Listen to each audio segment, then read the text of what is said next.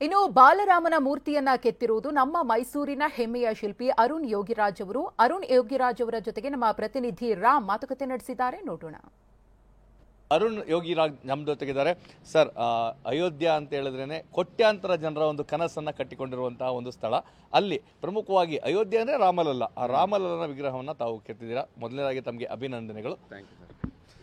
ನೀವು ಹೇಳಿದಾಗೇ ನಮ್ಮ ಪೂರ ಭಾರತದವರು ನಾವೆಲ್ಲರೂ ಸುಮಾರು 500 ವರ್ಷಗಳಿಂದ ಇದ್ರ ಬಗ್ಗೆ ಒಂದು ಏನಂತಾರೆ ಒಂದು ವೆಯ್ಟಿಂಗ್. ಈಗ ನಮಗೆ ಇನ್ನೇನು ಜನವರಿ 22ಕ್ಕೆ ಅದಕ್ಕೆ ತೆರೆ ಬೀಳಲಿದೆ. ಭಾಳಷ್ಟು ಸ್ಯಾಕ್ರಿಫೈಸಸ್ ಆಗಿದೆ, ಭಾಳಷ್ಟು ಘರ್ಷಣೆಗಳಾಗಿದೆ. ನಾವು ಭಾಳಷ್ಟು ಒಂದು ನಮ್ಮ ನೊಂದಿರೋ ಅಂಥ ಉದಾಹರಣೆಗಳಿದೆ ಅಲ್ಲಿ. ಈ ಒಂದು ದೊಡ್ಡ ಕಾರ್ಯನ ನಮ್ಮ ಹೆಗಲಿಗೆ ಕೊಟ್ಟಿದ್ದು ನಮಗೂ ಬಹಳ ಏನಂತೀವಿ ತುಂಬ ಕಷ್ಟವಾದ ಕೆಲಸ. ದೇಶಕ್ಕೆ ಒಂದು ರಾಮಲಲ್ಲನ ವಿಗ್ರಹನ ತೋರಿಸ್ಬೇಕು ಅನ್ನೋದು ದೊಡ್ಡ ಜವಾಬ್ದಾರಿ. ಹೇಗೆ ಈ ಅವಕಾಶ ಸಿಕ್ಕಿದ್ದು ತಮಗೆ ಅಂತೇಳಿ? ಸರ್, ಇದು ಒಂದು ಮೂಲ ಕಾರಣ, ನಾವು ಮುಂಚೆ ಏನು ಕೆಲಸ ಮಾಡಿದ್ದೇವೆ ಕಲ್ಲಲ್ಲಿ, ಅದೊಂದು ಬಹಳ ಮುಖ್ಯವಾಗಿತ್ತು. ಜೊತೆಗೆ ನಾನು ಮಾಡಿದ ಒಂದು ಕೇದಾರ್ನಾಥಲ್ಲಿ ಶಂಕರಾಚಾರ್ಯರ ವಿಗ್ರಹ ಇರ್ಬೋದು, ಮತ್ತು ಇಂಡಿಯಾ ಗೇಟ್ನಲ್ಲಿ ನೇತಾಜಿ ಸುಭಾಷ್ ಚಂದ್ರ ಬೋಸ್ ಇರ್ಬೋದು. ಈ ಥರ ನ್ಯಾಷನಲ್ ಇಂಪಾರ್ಟೆನ್ಸ್ ಪ್ರಾಜೆಕ್ಟು ಸಕ್ಸಸ್ಫುಲ್ಲಾಗಿ ಅವ್ರ ಟೈಮ್ ಒಳಗಡೆ ಜನಕ್ಕೆ ಇಷ್ಟ ಆಗಿ ಮಾಡಿಕೊಟ್ಟಿದ್ದೆ.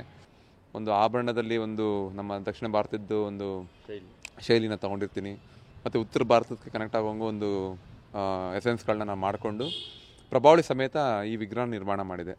ಒಂದು ಬಿಲ್ಲು ಮತ್ತು ಬಾಣ ಹಿಡ್ದು ಬಾಲಕ ನಿಂತಿರೋ ಹಾಗೆ, ಅದು ಬಾಲಕ ಆಗಿದ್ರೂ ಅದು ಬಾಲಕನಾಗಿ ಕಾಣಬಾರ್ದು, ರಾಮನಾಗೆ ಕಾಣಬೇಕು.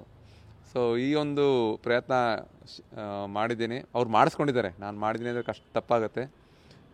ಅವ್ರು ಮಾಡಿಸ್ಕೊಂಡಿದ್ದಾರೆ. ಯಾಕಂದರೆ ನಮ್ಮ ದೇಶಕ್ಕೆ ಒಂದು ಪ್ರೆಸೆಂಟೇಷನ್ ಕೊಡಬೇಕಾದ್ರೆ ಎವ್ರಿ ಸೆಂಟಿಮೀಟರ್ ನಾವು ಕಲೆ ಮುಖಾಂತರ ಒಂದು ವಿಜುವಲಿ ಕಣ್ಣಿಗೆ ಒಂದು ಆನಂದ ಕೊಡುವಂಥ ಕಲೆ ಮುಖಾಂತರ ಒಂದು ಪ್ರಯತ್ನ ಮಾಡಿದ್ದೀವಿ. ಎವ್ರಿ ಸೆಂಟಿಮೀಟರ್ ಅವ್ರು ಎಲ್ಲಿ ಹುಡುಕಿದ್ರೂ ಒಂದು ಕಲೆ ಕಾಣುತ್ತೆ, ಒಂದು ಶೈಲಿ ಕಾಣುತ್ತೆ.